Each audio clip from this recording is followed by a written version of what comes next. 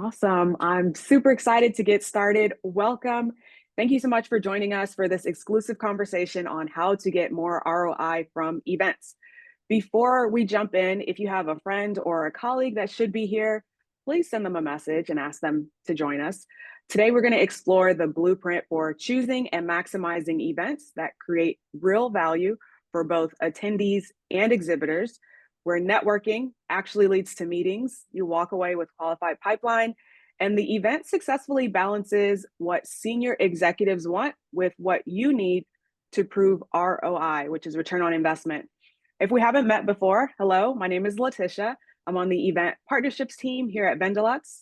We help event marketers get more pipeline without the need to increase their event budget.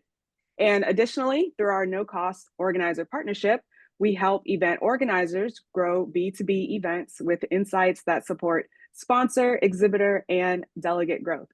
I'm super excited to be joined today by Andrew Blum, co-founder and COO at HumanX, one of our organizer partners. In their inaugural year, HumanX launched one of the most talked about AI conferences, bringing together over 3,500 attendees, 75% of whom were VP plus decision makers with buying authority up to $10 million. They facilitated 451 curated vendor buyer meetings, earned 150 pieces of press, over 150 pieces of press coverage, and built a program designed to help marketers connect with the right people, and improve ROI. With budgets under scrutiny and expectations higher than ever, where you continually have to deliver more with less, this is a timely conversation that every event marketer can learn from. So Andrew, thank you so much for being here and for taking us behind the scenes on how you and your team are rewriting the event playbook. Thanks, Letitia. Happy to be here, and thanks to Vendelux. I'm looking forward to a good conversation. Awesome. Okay, well, cool. So let's start with something that I think both exhibitors and organizers can agree on. Without the right attendees, even a well-planned event can fall flat. So I found this interesting. According to the State of Events Industry report by Bizzabo, 24% of organizers said that sales pipeline growth is now their top priority, and that's up from 16% in 2023. So that rise suggests that organizers are feeling the pressure to attract higher quality attendees, the ones who actually move deals forward. So from your perspective, once again, remembering that HumanX was able to draw 75% plus VP attendees, what's the biggest shift you've noticed in how senior executives evaluate whether an event is worth their time or not? Definitely. No, I mean, I think it's a really great question because we've been seeing that too. At the end of the day, ROI is the name of the game when it comes to events and sponsorships, especially in a time where budgets are tighter, where people need to be more conscious of where they're spending their dollars. It's something that we have been really cautious of and careful to orchestrate HumanX around. So for a little bit of context for those that don't know HumanX, so we are a 2-year-old conference. As Letitia said, we had our first event last year, and we're gearing up for our big event in April 2026 at the Moscone Center. My co-founder has been doing this a long time, so he started Money 2020, Shop Talk, Health, and Vive. For those of you in the e-commerce, healthcare, or fintech industry, you're probably familiar with one of those shows. And so for us, we had a very clear kind of like remit when we started HumanX. We wanted to bring together Fortune 500 executives who are thinking about AI across every discipline, marketing, sales, customer success, technology, to really show them all of the different things that AI is doing and impacting on their teams and on their workflows. Because when we saw this technology, we realized that, hey, every stakeholder in the business is going to be the one driving their adoption of the tech. So it's more important than ever to bring these folks together. And no one was really doing this in a way that promoted and really focused on matchmaking and marketplaces where you can get that ROI. So to bring it back to your question, there was a real sense that there wasn't a place where business leaders could go to get those curated leads and to actually like meet their customers where they are. There are places where you can meet some of your customers, like Google's show and Amazon's show and others. but they were really focused on their own ecosystem. And so that's all to say this has really been part of the DNA of HumanX for since the beginning. And we have many programs that really focus on that, but the way that we have pitched it is, we go after the best speakers in the industry, the best sponsors, and those really act as a flywheel to get the incredible attendees that we have interested because they want to meet with those folks, they want to engage with them, and then we build programming out for each of those individuals so that they feel like they can leave with an entire kind of business plan for how to deploy AI, whether that's contracts of new products they want to test out, or just insights. And so it really is about what you can take away from the event, and it's much less about just going in and hoping that you meet the right people.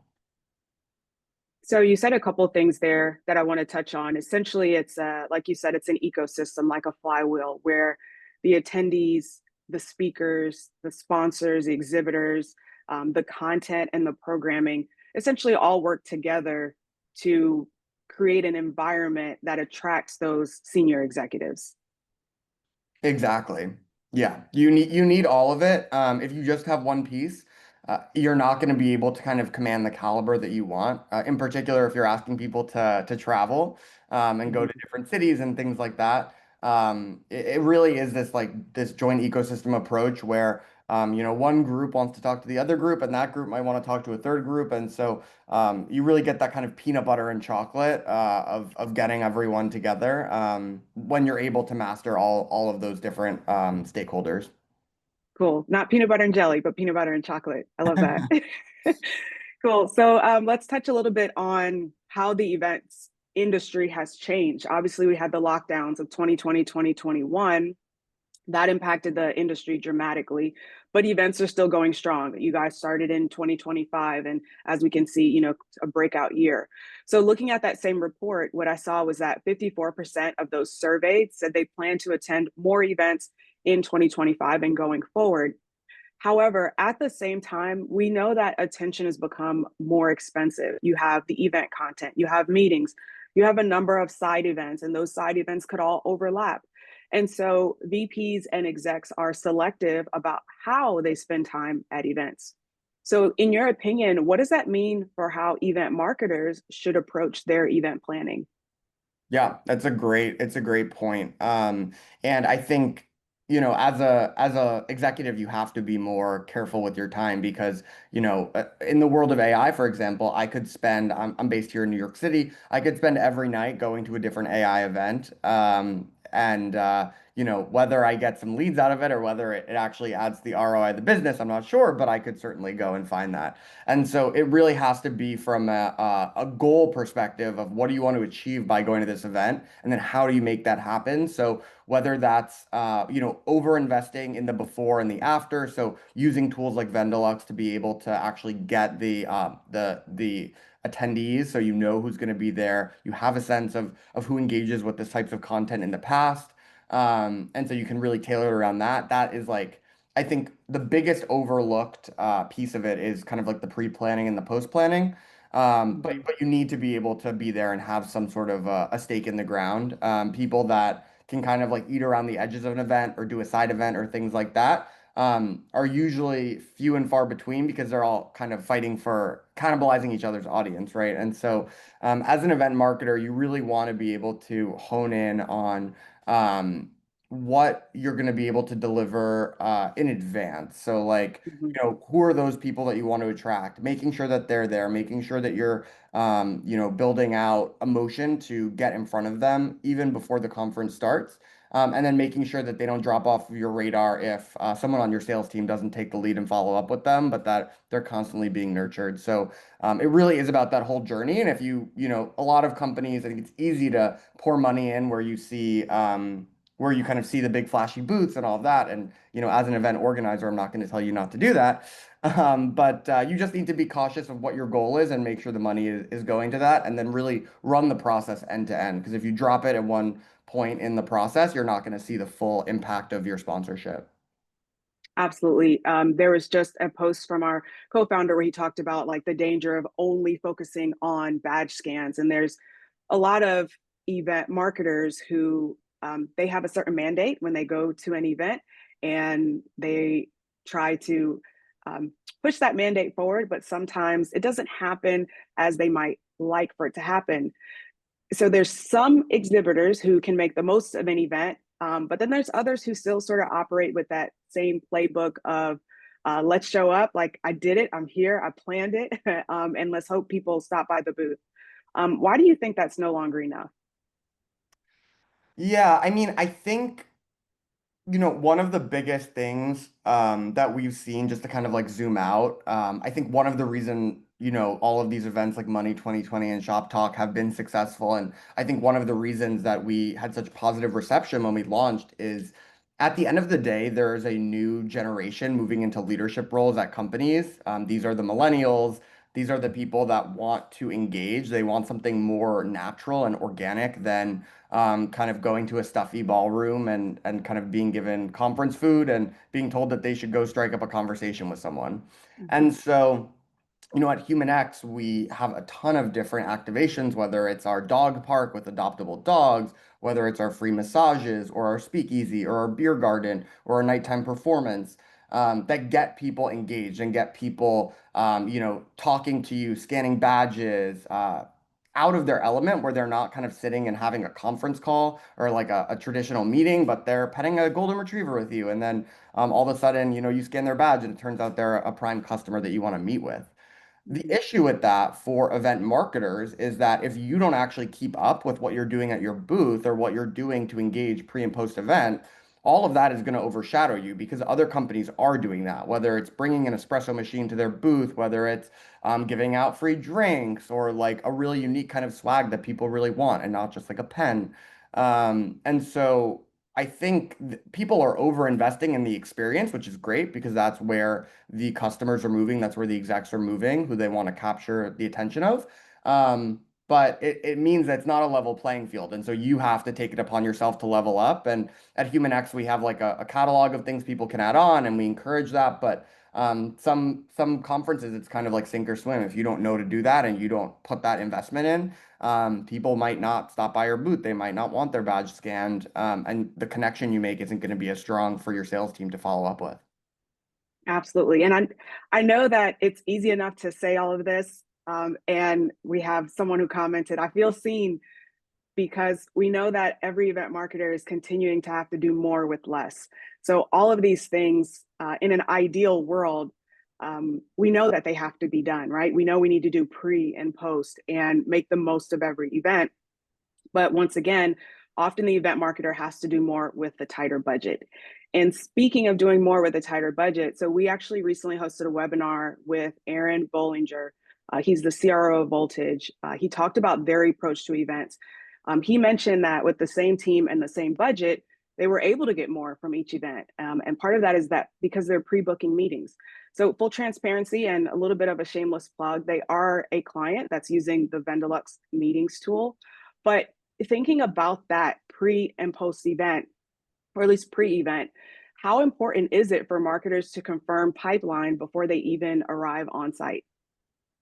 Yeah, I would say it is incredibly important. I think every organization will really give that give that task to someone else. So sometimes it will sit in the sales org, sometimes it sits in the marketing org. But I think it's at least 25% of the battle is making sure that you're in someone's calendar before you get on the plane or get on the train to get where you're trying to go. Mhm. Because other companies have, and so if you don't, you're going to be left behind. You know, a shameless plug on our end, but we also have matchmaking programs where we do that for sponsors. So in advance, we show them the list of kind of qualified enterprise buyers, and they can choose who they Mhm. want to meet with a month in advance. But the most prominent names that you're going to find at any conference, their schedules are going to be booked, a month plus in advance, and so. If you're showing up and you're hoping to kind of grab them or hope that they're going to stop by your booth, that's not a winning strategy. I think a booth is a great place to kind of anchor your brand, but Mhm. it's not going to be the place where you're going to get the most ROI. And so you need to be setting up those pre-meetings. They can happen at the booth, but you have to be setting up the pre-meetings. And I think it's great, if marketing doesn't have the bandwidth if they can hand it to like a salesperson or an SDR or someone who's more focused on that. Because I know marketers have a lot on their plate, and it's not always their job to kind of nurture the pipeline. Yeah, I was actually going to ask like who's responsible for that? Who should own it in Yeah, an ideal world? in an ideal world, I mean, I think if your company is nimble enough where you can have the sales team own it and it's not kind of, I know accounts can be distributed across different Mhm, geos and things like that. So that's where it gets a little bit messy. But if you can have the sales team own it, I think that's where you're going to have the most ROI because you want people, once you kind of get those initial contacts, you want the hunters and gatherers to be like, mhm, pushing through. And that's not what a marketer is meant to be doing. They're meant to be kind of getting that broad exposure. But oftentimes it falls into the remit of the marketer because like someone has to do it. And maybe you have four different sales teams who own different accounts, and it just becomes mhm. a little bit of a mess if you're a large company. Absolutely. So we talked a little bit about the problem and what could happen in an ideal world, and obviously how you guys approach it. So I'd love to kind of transition a little bit to how you do what you do at HumanX, and how your team is approaching crafting a best in class event. So for those of you listening in, I see the questions coming in. We're going to get to those as well.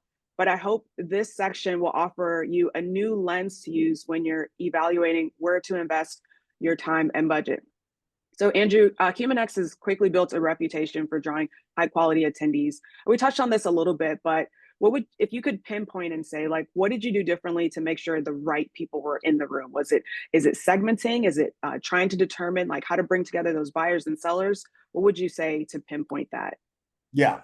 I think it's kind of two things. One, it's level. So we are just very focused on making sure that the people that attend Human X are usually VP level or above. Occasionally they're directors. And that's just a big focus of ours, and we put a lot of time and energy towards that. So that's one piece of it. And so making sure the right people are there is really key. I think the other is being able to kind of zoom out from the events world and think about like what is the zeitgeist of the industry that you're targeting. So, for us, that zeitgeist is like was LLMs and was chatbots, and then it was agents. And now we're kind of thinking through like how agentic, commerce is going to change things and a lot of these other tools, right? We have to look at like workflows and how the AI is actually permeating an enterprise rather than kind of just being like a bolt-on ChatGPT for your company.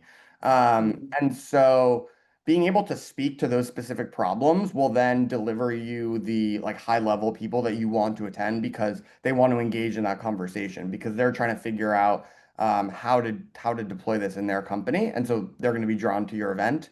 And that's what will kind of kickstart that flywheel that I mentioned. It's like you need to have the right topic to bring the right people in. And I think this question ties really well into that, which is how do you approach the agenda when AI changes so quickly? Yeah, it's a great point. So for one, I think we've already started confirming speakers. So on our website, humanx.co, we already have a bunch of speakers who we have published for our US show in April and then our EMEA show in September. So we have a sense of who like the key stakeholders are, who we want in the room, the important companies, the important players. But you're right, it would be kind of foolish of us to kind of preemptively put out, this is what this panel is about, this is what this topic is about. At HumanX, what we did is we organized everything around tracks, and the tracks are loosely mapped to job functions. So we have a builder track more for technical folks, so CTOs, VPs of engineering, heads of product, um, and CISOs. And then we have one that's more focused on like commercial, and so that's like go to market folks, so CMO, CRO, etc. And so really like every track represents a few different key stakeholders in the C-suite and below, and speaks to those job functions, so those functional roles that they have. And so when you really like kind of take a zoom in terms of like, okay, well, we're talking about AI in marketing. What kind of information do we have to share about AI in marketing, and what players do we need in the room? It becomes a little bit clearer, like what you can kind of put together in that world. So you're not trying to kind of boil the ocean of like every new AI tool that could potentially serve an enterprise. So that's one piece. I think secondarily, it's like talking to our speakers, our sponsors, our attendees, hearing about what their concerns are, keeping really up to date with the news because day by day it really does change.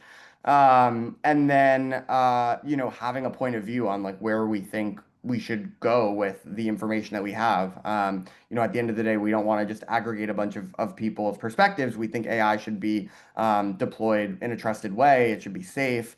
And we want to make sure that those point of views are represented throughout the agenda. So that's really how we're doing it from like a high level perspective. From a more detailed perspective, we have an entire content team that spends a lot of time thinking about this and really looking at all the different like time slots and what fits and trying to make content that's both, for staged content, but also smaller workshops and roundtables and ways to engage more because, another thing we're seeing, not to get off topic, but another thing we're seeing is like the ROI from these smaller thought leadership sessions. We call them master classes and peer exchange roundtables. That is off the charts. Like it gets way better NPS than the stage time. I know everyone's exec wants to be on stage, but it's really something that we've seen and helps a lot with the nurture. So when we talk about ROI, like that's kind of a key example of something that might not have been as popular maybe a few years ago that people are gravitating to now. Yeah, that's a good point, and I'm sure that that's something that you bring up as you're having conversations with potential exhibitors who are looking for the option, not just to have like the traditional booth, or yeah, sure, maybe do the traditional exhibit, traditional booth, but also look at some of the other options, as you mentioned, that could be even more effective or drive more ROI. And continuing this conversation on how to get the most out of events, we talk a lot about networking because that was a huge part of the conference from the very beginning. You mentioned that you guys did the curated vendor buyer meetings, and then you also had startup investor matches. In your opinion, why do you feel like it was important to build that structure into the event? Yeah. Um, For us, I mean, matchmaking is really the core of what we do. Like, I think if you were to pull anyone on my team and ask, how we think about ourselves, we think that we are a marketplace first and foremost. And there's a thought leadership platform built on top of that. And of course, we have amazing press and speakers, and there's a ton of work that goes into that. But at the end of the day, like we are connecting, folks that want to meet that don't have other channels to meet. And so we knew first and foremost, like startups and investors are key constituencies that want to meet each other, and they need a structured way to do it because if anyone like currently works at a startup or used to work at a startup or a VC fund, like you always get the VCs that are flooded with inbound from the startups, and then they're like, well, I don't want to participate. Like this is too much. I'm overwhelmed. It's a similar dynamic with buyers and sellers, where the sellers are all trying to reach out to the same like four buyers with amazing companies and titles. And so doing it in a curated way that really limits the exposure to the people that are in demand is just really important. Like, there's a similar like anecdote for basically like why Tinder ended up being very successful when other dating apps didn't work. And it was because on other dating apps, or sorry, Bumble, that is, because on other dating apps, women were getting inundated with messages, and they were like they were the buyers, and they didn't want all of these messages. They would get freaked out, and they'd say, okay, I'm getting rid of this app, I'm done. And Bumble flipped that script because they were like, well, women are actually the ones in control. They can message first. And that changed the dynamic. So we kind of do a similar thing where the buyers and the VCs are able to kind of like really curate their settings and see who they want to meet with, so they don't feel that sense of overwhelm. Nice. I know that's important.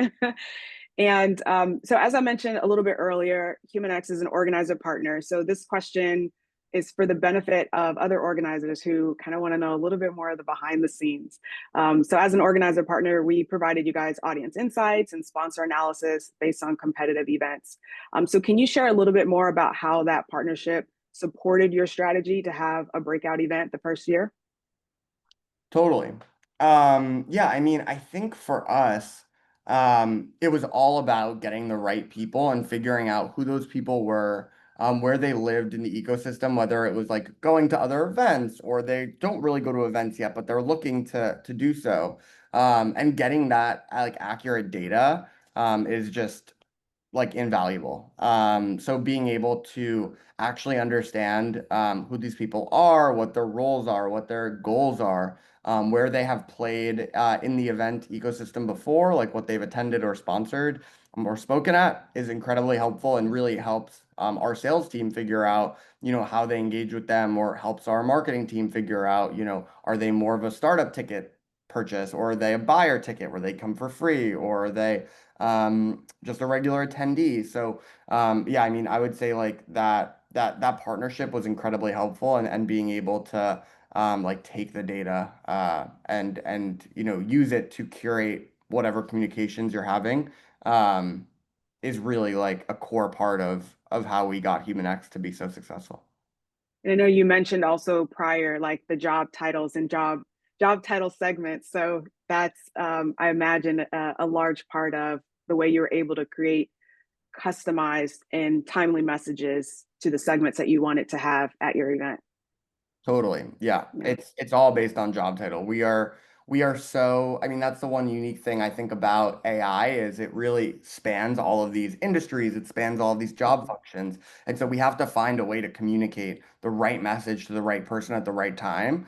And that's maybe easy when you're in one industry and you're kind of just trying to talk to different stakeholders, but we're trying to talk to different stakeholders across different industries. And so especially with the pace that AI is changing, as that question, Mhm. raised for us, you just need to be really aware of both the market and kind of the goal of the person you're talking to, and the data is a key piece of that. Awesome. So now I'd love to transition into our final segment to really drive home the point and help event marketers get the most out of every event. We talked about a little bit about how the responsibility is on the organizer to create this ecosystem, to cultivate an environment that balances the needs of attendees and sponsors and exhibitors. So I'd love to start exploring some of the best practices based on what you've noticed from the most successful exhibitors. So from what you saw, how did the most successful exhibitors at HumanX approach the event differently than others?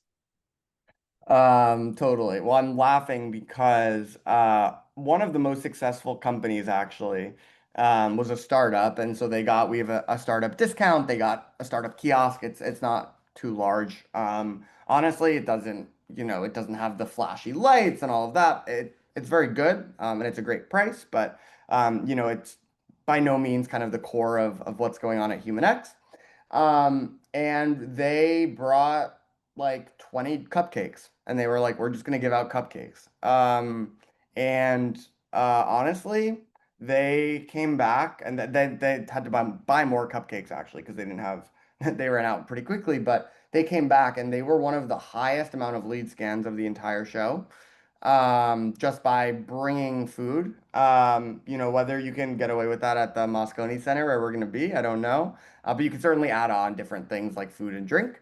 And so being able to be unique in that way, their name was actually Cake, so that was a little bit of a play on what they actually do. So of course tying it back into the brand is really important, but being able to just deliver a unique experience and then tie that into your values to what customers want. I was at a show the other day and one of them had like one booth, and I don't know if they coordinated this or not, but like one booth had branded coconuts that they would like open up, which I thought was an awesome activation. And then like two booths down, they had like a drink station where they were pouring like rum and different shots. And so people were like getting their branded coconut at one booth and then going two booths down and getting liquor for their coconut. And I just thought like, this is such a fun, like interesting thing. And of course, when they're opening the coconut, it takes a bit of time. So they get some time to talk to you while the guy that they hire opens it. So that's also a benefit where it takes a little bit of time to get what you want. So you have to engage, not just scan your badge. But yeah, I think like being able to meet folks where they are. IBM does a fantastic job of this with their like ping pong activations at conferences. Um, so yeah, at the end of the day, just like Mhm. think about what you would want at any sort of like gathering or event or party that you host, and try to deliver that. Because at the end of the day, like you should see these people as like guests of yours, not Mhm. just customers that you're meeting in an office setting. Because like these new types of events are the farthest thing from offices. So you need to kind of approach customers in a different way. Absolutely. And I think that obviously ties into the name of the conference, even though it's an AI conference, it's human, right? So human first. And like you said, think of the people that you're meeting as guests coming into your booth or your space. Um, so let's talk about maybe some practical steps as far as a metric that they marketers might not be tracking right now. You mentioned dwell time, right? So time at the booth, conversation time. Are there any metrics that you imagine that marketers maybe are not tracking that they should be tracking?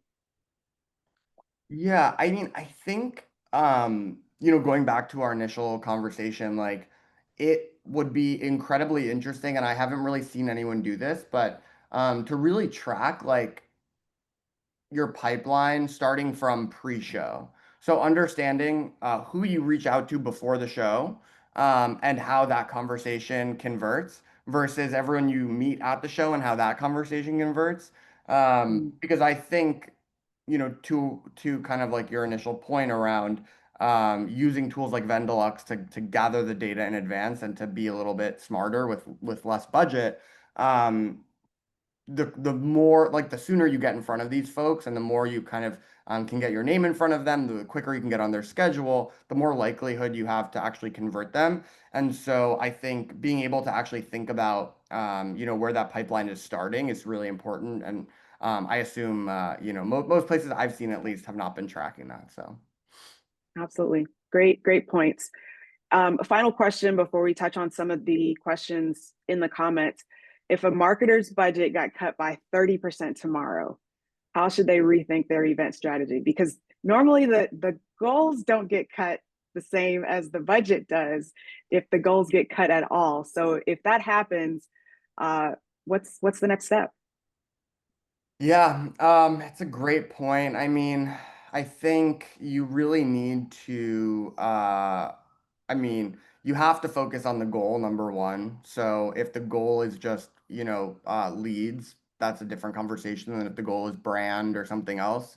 Um, the way I interpret the question, it's a little bit more like when we talk about these hard metrics, they're usually not around something like a brand awareness or a thought leadership. They're just around deals and money. Mhm. And so, leaning into those events where you can buy direct meetings with your ICP, where you can buy direct like dinners and lunches and sessions, where the event organizer will help you with a target list. We do this at HumanX all the time. People say we have these companies we want to get in front of, and we help recruit them to HumanX for free. And then we can connect you with them through our matchmaking program or, for your dinner or something like that. So, really thinking about like who are the core accounts you want to get in front of and making sure to focus on that. And then kind of unfortunately like cutting out the squishy stuff. So like getting rid of the brand stuff, getting rid of the thought leadership stuff if you're paying for it. And really focusing on what's gonna, shape that number for next year. And hopefully, you can make the case that you should get that 30% back and maybe you just allocate it differently.